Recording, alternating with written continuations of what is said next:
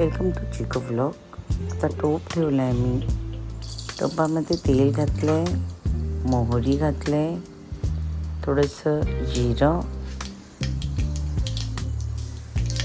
जिरं घातलं आणि आता मी त्याच्यामध्ये कढीपत्ता आणि मिरची टाकणार आहे.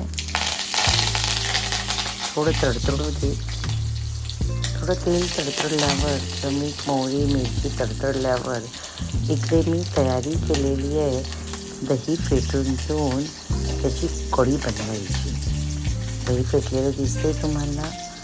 चटणी हळद आणि मीठ टाकले, किंचित साखर टाकले आणि ते व्यवस्थित ढवळून घेतले, एकजीव करून घेतले.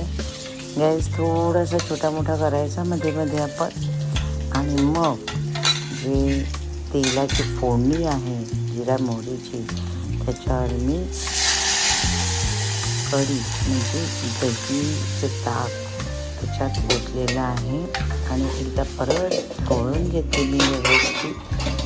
ढवळून घेऊन आता त्याचा रंग बघा हळूहळू बदलेल आणि तो येल्लो दिसायला लागेल. किती सुंदर दिसते कढी. तुम्ही सफेदसुद्धा बनवू शकता, पण आम्हाला पिवळीच कढी लागते. त्याच्यामुळे मी परत थोडीशी हळद टाकले आणि पिवळा रंग त्याच्याने येतो आणि कढी सुंदर दिसते.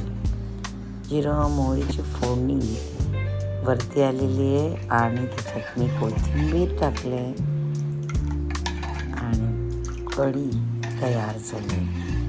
1-2 उकळी द्यायच्या. मी बेसन टाकत नाही कारण आम्हाला बेसन आवडत नाही टाकलेलं. तुम्हाला आवडत असेल तर तुम्ही बेसन टाकू शकता त्याच्यामध्ये.